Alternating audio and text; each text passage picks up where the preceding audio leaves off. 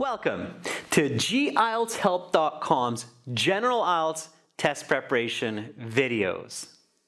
You will now see me face off with another examiner in the IELTS speaking section for a sample Band 9 speaking interview.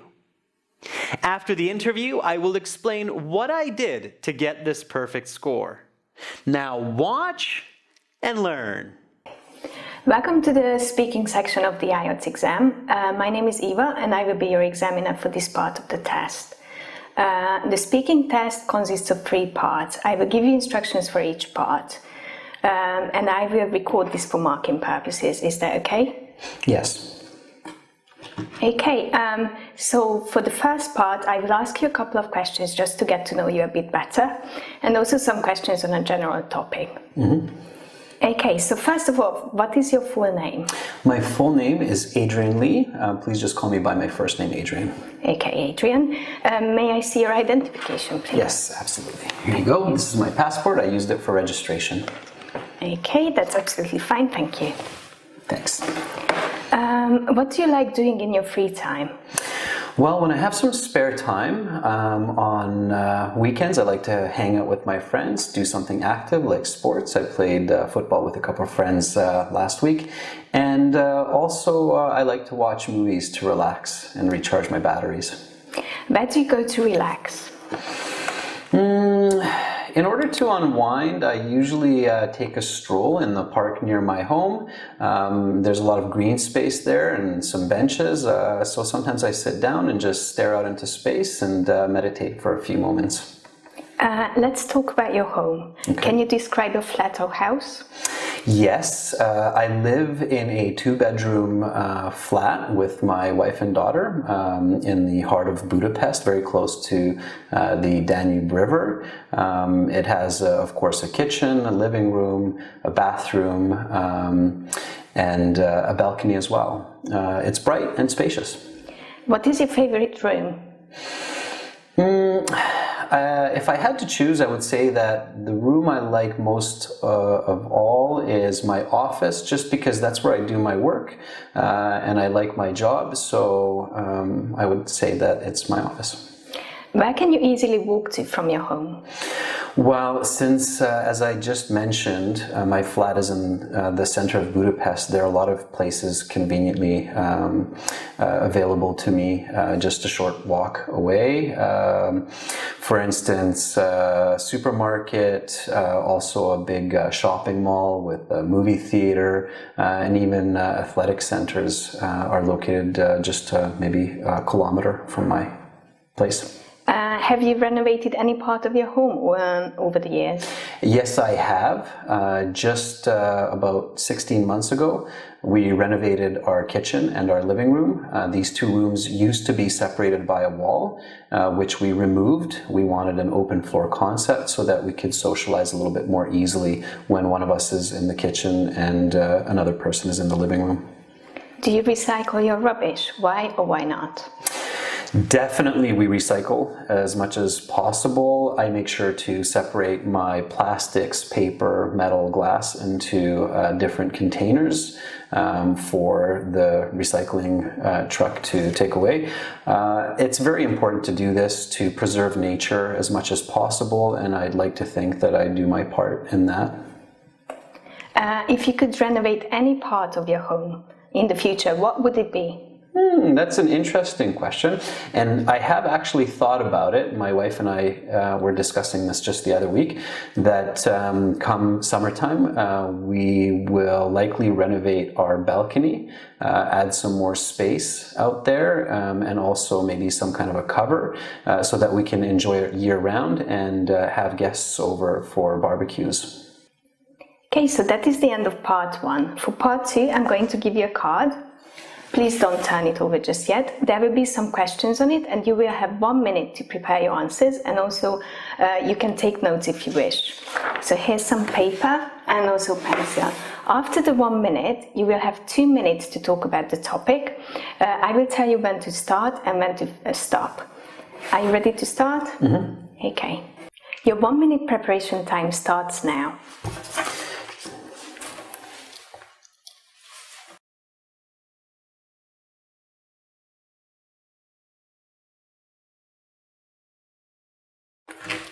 Okay, so your 1 minute preparation time is up.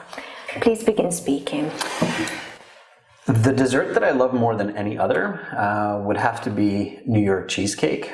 I think the first time that I had this dessert was in my childhood, probably around the age 7 or 8, when I can remember. New York cheesecake, it's usually a round, flat cake with graham cracker or cookie crumb base. The main layer is made of cream cheese, sugar, egg, and maybe some other ingredients. And then often on the top, people will put some fruits or some kind of chocolate or fruit syrup. I usually eat cheesecake either at home or at a restaurant. The reason being is that my wife knows how to make New York cheesecake. She knows it's my favorite, so she prepares it for special occasions such as my birthday. And any chance I have to eat cheesecake at a restaurant, I always go for it. I choose it instead of any other dessert on the menu. Last time, I believe I had it at a local pastry shop called Sweets, just down the road from my place. I especially like eating it in the evenings after my main meal. If I've had a steak, for example, then topping it off with a slice of cheesecake is just superb. I do believe that most people love eating cheesecake as well, not only because of its delicate sweet flavor, but it's also a light cake compared to some others like a chocolate cake.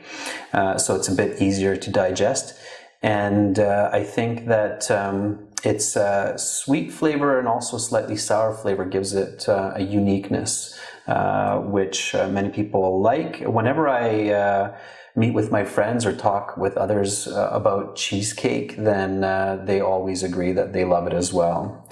So, and I like it more than other desserts for the same reasons. Okay, so your 2 minutes are up. Please give me back the paper and also the questions. Thank you.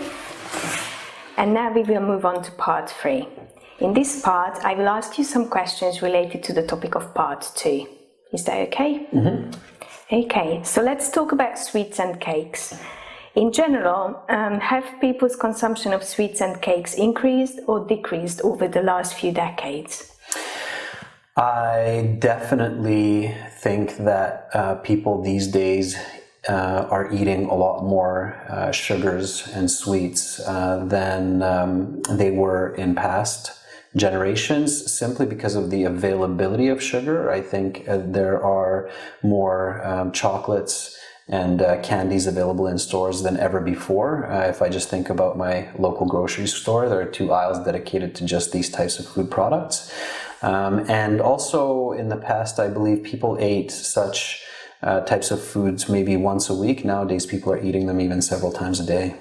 Can you elaborate a bit?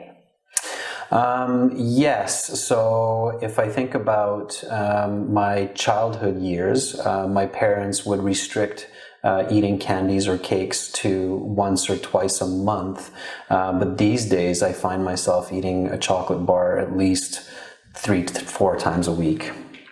Too many sweets can cause health issues for people. Do you agree with this statement? Why or why not? Yes, I concur with this notion simply because the facts are proven. Medical reports are now well established that eating a lot of especially refined sugars leads to health problems such as type 2 diabetes as well as cardiovascular disease.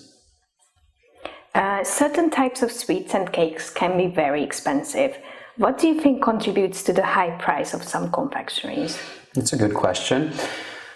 The reason why some cakes and confectioneries can be in the high price ranges like $10, $20, or I've even heard of some cakes costing in the hundreds of dollars, is likely because the ingredients needed to make them are quite pricey, such as real vanilla extract. And also the amount of training that goes into and effort that goes into preparing these cakes is extensive. Some of these pastry chefs go to school for years and years to master their craft. So is it worth the cost? Yes, I believe that it is worth every penny when a person finds a good pastry shop, perhaps a French macaron shop, then tasting those sweets, their texture and their flavor, it's absolutely divine and can be worth what they're asking.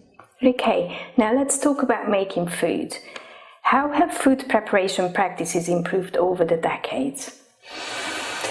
There has been significant development, especially with the technology that's being used to prepare foods, such as kitchen appliances, blenders, mixers, and, for instance, ovens, which gives chefs a lot more control over timing and heat, thereby preparing meals more specifically to what they would like, and probably producing better flavors as well.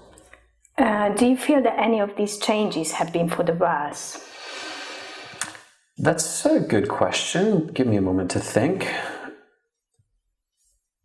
Perhaps not with the tools, but rather the ingredients. There have been certain changes that are negative, especially the flavor of a lot of the base ingredients. I think in the past there were a lot more organic foods available to cooks and chefs, such as meats from farms and real fruits and vegetables that weren't genetically modified. I believe these days that's making it a little bit more difficult for chefs to produce the same flavors as before. Some people say that the tradition of quality home-cooked meals is slowly disappearing. Why is this? Well, certainly the pace of life has really increased in a lot of the world. What I mean by that is people are very busy these days, so they just don't have as much time to cook at home. Also, I think a lot of the art of cooking hasn't been passed down from generation to generation over the last 30, 40 years the same way as it had been in the past. Furthermore, it's probably more expensive to cook at home now just because good ingredients cost more than they used to. What can be done to encourage people to bake or cook more? Well, I guess people could be educated about the benefits of cooking at home, such as gaining more respect for food when we're interacting with it more intimately in our kitchens, as well as spending more time with our families in the process of cooking and eating as well. So I think that governments and schools can really focus on letting people know that cooking at home does lead to a happier and healthier life. How would it impact society if people cooked more at home? Well, as I just mentioned, ultimately, I believe that people would be in better health because they would pay more attention to what they're eating as opposed to just picking menu items in a restaurant. In the short term, it might negatively impact the hospitality industry as people would be spending less money in restaurants. Okay, that concludes the speaking part of your exam. Your marks will be available within 2 weeks along with the other sections of the test. Have a great rest of your day and please make sure to take your passport. Thank you. Have a great day too. Thank you. Bye. Thanks. Bye. So here I earn a band 9 because I answer, explain, and give examples for all of the questions. I include quantitative language, meaning numbers, like what kind of venues I can walk to within 1 kilometer from my home. Also, you will notice that I use a lot of complex grammar, using present perfect, past perfect, continuous, simple forms, adjective clauses, and more. Now, one interesting strategy that I adapt in this interview is beginning my answers slowly and methodically, visualizing the situation for the question, and while doing so, developing my detailed explanation whereby I pick up my pace for further fluency once I have the clear ideas in my mind. So just like I did, this is an effective and powerful strategy for good communication and high IELTS band scores. Start your answers slowly. Think about the question deeply. Once you have your clear ideas, then pick up the pace and more fluently explain and give examples to what you're saying. Make sure to practice this tip at home before you sit your next test. Good luck on your exam. Watch many more speaking interview lessons like this one, as well as over 100 hours of video lessons for all sections of the exam, including 6 original practice tests and a fully interactive course. Visit and join us at IELTShelp.com. Download and link the app, General IELTS Help. Begin learning for success today. Subscribe to our channel. Click over here. Watch another video. Click right up here. And join our premium package. Click on our hero to practice your speaking, get videos, exams, and an interactive course.